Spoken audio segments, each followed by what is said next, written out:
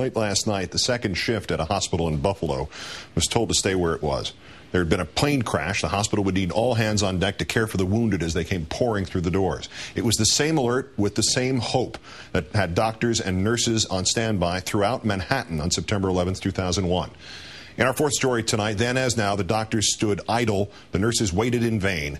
Continental Airlines Flight 3407 crashed just outside Buffalo at about 10:20 last night. As a nurse told the Buffalo, New York News, there were no souls to bring in. All 49 people on board and one more on the ground dead, all of them lives worth remembering, worth celebrating. But one of them was a life intertwined with the life of her nation. Beverly Eckert was flying to Buffalo because that's where she and her husband, her late husband, Sean Rooney, had met. She was flying to Buffalo to celebrate what would have been his 58th birthday. Sean Rooney died on September 11, 2001, in the South Tower of the World Trade Center in Lower Manhattan, talking to his wife on his cell phone as he tried to get out. After his death, Beverly founded Voices of September 11th, appearing among other venues on this NewsHour in pursuit of her missions: proper memorials, commissions, protections against future failed intelligence. Just last week, she met with President Obama, with other 9/11 family members, and family of those killed by al-Qaeda aboard the USS Cole in 2000. Today, President Obama recalled one of the things that gave her life meaning and drew a lesson from the painful circumstances of her death. Tragic events such as these remind us of the fragility of life and the value of every single day.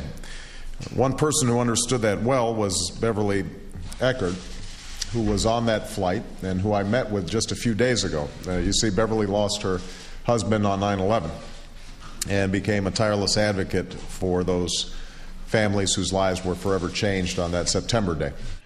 Nor was Mr. Obama alone in hearing the Voices of September 11th, championed by Beverly Eckert. The former junior senator from New York, now America's Secretary of State, also remembered her today as more than an advocate, more than a voice. She was one of the principal champions of the idea of the creation of the 9/11 Commission. I will miss her, and I want to just publicly thank her for all she did in the midst of her own tragedy. As you've doubtless heard, Flight 3407 struck the ground in Clarence Center, New York, 6 miles away from the plane's intended destination. Air traffic control lost contact with the flight minutes before the crash.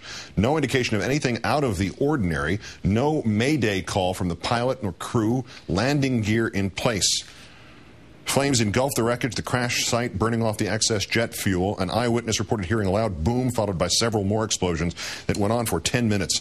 The NTSB, National Transportation Safety Board, today retrieving 3407's black boxes to determine why. Reporting this afternoon that other flights in the area experienced significant ice buildup, and the crew inside that flight was talking about that as well. We don't know whether Beverly Eckert saw Lower Manhattan one last time as she took off last night from the same Newark airport that was the departure point of United Flight 93 on September 11, 2001. We do know that she died in the course of pursuing her mission, that we not forget those 3,000. And we knew well before 10:20 p.m. last night that none of us could forget her.